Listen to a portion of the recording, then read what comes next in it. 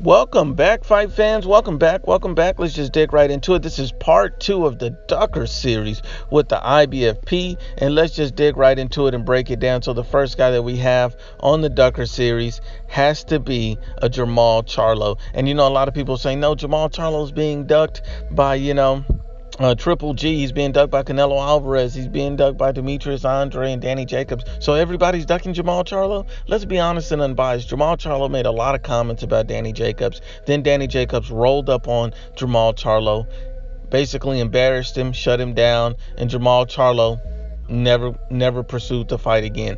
Then Danny Jacobs, after his win over Sergey Deveryachenko for the IBF belt, before he was even involved in negotiation with Canelo Alvarez, stated that he'd love to take a Jermall Charlo fight.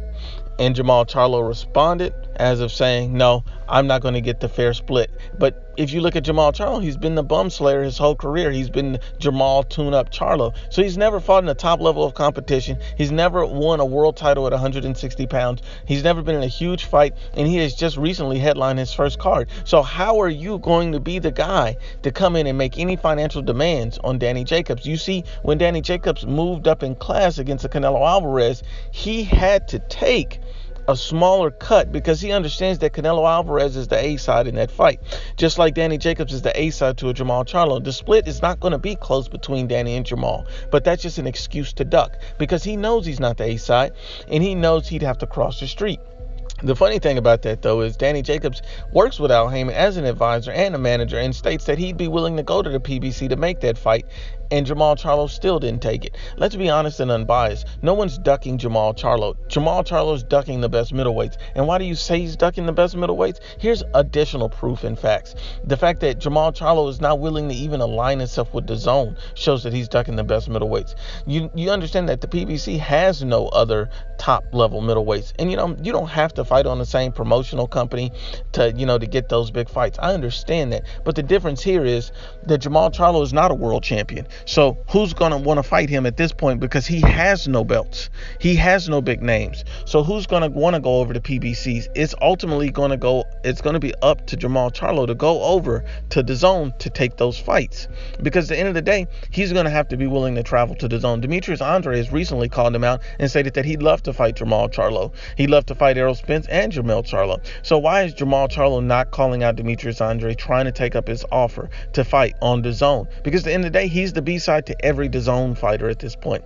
Every fighter in the middleweight division that's on DAZN, he's the B-side. Why? Because he has no world title. All the world champions are on DAZN. So these guys are asking him to cross the street to come over to make the fight, and even if it's just a one-off. So if it's a one-off, why doesn't Jermall Charlo go over there, take the belt, and bring it back to the PBC if he's that confident? Therefore, everyone will come fight him because then he'll have leverage, he'll have clout, he'll have a belt, he'll have a say in the middleweight division. Right now, he has none. He's going to have to go over to the zone because all of these guys are the A side to him. All of these guys are bigger and better, fighters and their opponents. And I rank everyone on the zone. These guys have more skills. Demetrius Andre has more skills than Jermall Charlo, is more proven than Jermall Charlo. Danny Jacobs, Canelo Alvarez, Triple G. And I think truly the reason why Jermall Charlo doesn't want to move over to the zone because he knows that all of these guys are a level above him. But let's move on to the next name in the Ducker series. The next name has to be Big Baby Jarrell Miller. He's failed 3 PED tests at least with 3 different drugs.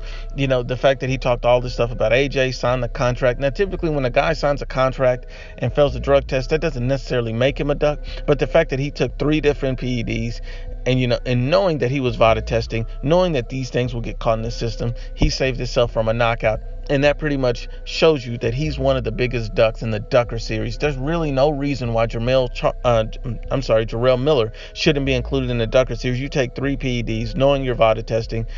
He knew he was going to get caught. He knew he was going to get exposed, and he knew he'd be able to avoid Anthony Joshua. He's completely ducking. There's no way around it. Let's keep going on to the Ducker series. Luis King Kong Ortiz. Now, Luis King Kong Ortiz talks a lot before the Anthony Joshua fight, calls him, telling him he'll take the fight anywhere, he'll fight for free, he'll fight for nothing, he'll fight for small amounts. He just wants Anthony Joshua, he just wants a shot. And this is a multi-million-dollar payday for Luis Ortiz. So if he takes a fight against Anthony Joshua, it's a multi-million-dollar payday. So hopefully we still get to see the Luis Ortiz versus Anthony Joshua fight. Hopefully he takes Anthony Joshua as an opponent. I'm hoping, that there's breaking news and he takes Anthony Joshua. But as of right now, Luis Ortiz is being considered a part of the Ducker series. And this is why. Because Luis Ortiz is infamously silent. Luis Ortiz is not saying anything about Anthony Joshua. He's disappeared from interviews. He's disappeared from social media. He's nowhere to be found. At the end of the day, Luis Ortiz called for this. Luis Ortiz has been asking for this. Luis Ortiz stated he wanted this, and Anthony Joshua said, no, I want this fight too. But everyone says, no, Anthony Joshua really doesn't want to fight Luis Ortiz. Luis Ortiz is the only one that wants to fight. Come on, he'll never fight Luis Ortiz. Now he's asking for Luis Ortiz, offering Luis Ortiz a career-high payday, a 40-year-old man, a guy who doesn't have many years left in the game, and he's ducking Anthony Joshua. At the end of the day, this is going to be his biggest and best fight. Luis Ortiz and his manager has already stated that he heard that that's not enough time, about a 6 or 7 week camp. And at the end of the day, that's a typical camp for a lot of fighters to have about 6 weeks to prepare and get ready. There's no reason, and it's going to be a career high payday, about a 6 or 7 week camp. And my understanding that he didn't even make $1 million off of a Deontay Wilder fight, when his estimated purse against Anthony Joshua will be up to $4 million to maybe even $5 million. At the end of the day, to be honest and unbiased, Luis Ortiz is part of the Ducker series unless he takes this fight. Let's be honest and unbiased. Another part of the Ducker series has to go to Danny Swift Garcia. Danny Swift Garcia did an interview with Fight Hype TV, in which he said, a few things, but let's just go over them. He said that he wants to fight the biggest fights before he moves up to 154 pounds. He said 154 pounds is where he'd be looking to fight next. And, at the end of the day, it'll be interesting to see Danny Garcia move up to 154. It'll be interesting to see what Danny Garcia can do at 154 pounds. But, let's listen to what he said. He said, he want to only see a few more fights at 147 pounds. And he said those big fights would include, Who are they? Who are the big fights that people want to see Danny Garcia in? Manny Pacquiao and Errol Spence. I don't think those are the big fights people want to see Danny Garcia against. People would want to see Danny Garcia against Errol Spence and Terrence Crawford. That's who people want to see Danny Garcia against.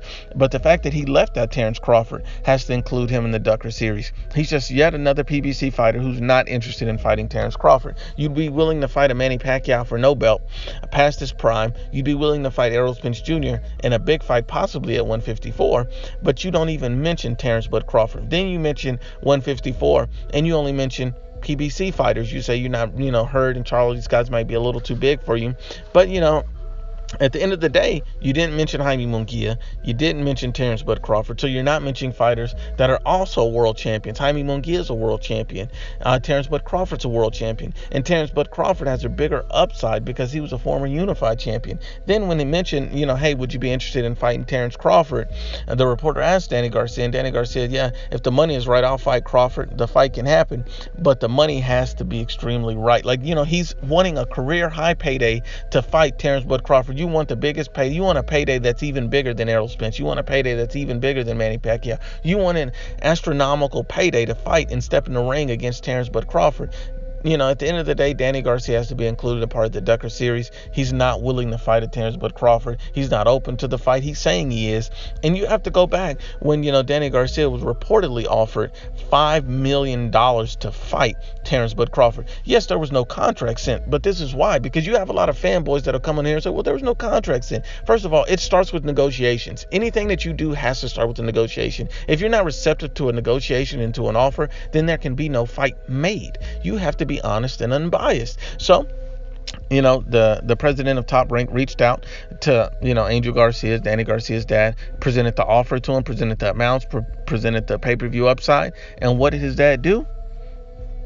Ignored it. Didn't want to accept it, didn't want to go. But they understood that they received the offer because Danny Garcia came out and confirmed that they had received that offer. And then he said, I didn't go to Al Heyman. At the end of the day, they wanted to ensure that you got the offer, and he confirmed that he did. And at the end of the day, he didn't care about the offer, because if he was interested in it, if it was Manny Pacquiao who had sent that offer, he would have said, yes, let's go ahead and make the fight. Let's go ahead and make the fight. He would have put it on record to make the fight. And then they would have contacted Al Heyman. Even if you heard, the Top Rank head honcho that sent this over, I believe it was Lou DeBuff, or Todd DeBuff, rather, he comes out and states, hey, I sent the offer over, And if Danny Garcia and his camp were receptive, we would have sent the contract to Al Heyman. These guys were not receptive. So how can you send a contract when the guy ignores the offer, does not want to acknowledge it, and wants no part of it? At the end of the day, these PBC boys are blocking out and, trying to ban Terrence Crawford from all the fights. These guys don't want to fight Terrence Crawford. They're ducking him because they understand that he's probably the best fighter in the planet, in the world, and in the division. And these guys don't want to take that risk without an astronomical payday. These guys don't care that he has a belt. These guys want to ignore and blacklist Terrence Crawford. But at the end of the day, these guys are going to be called out for ducks because these guys are all a part of the Ducker series. But once again, this is part 2 of the Ducker series with the IBFP. Please share, like, and you must absolutely subscribe.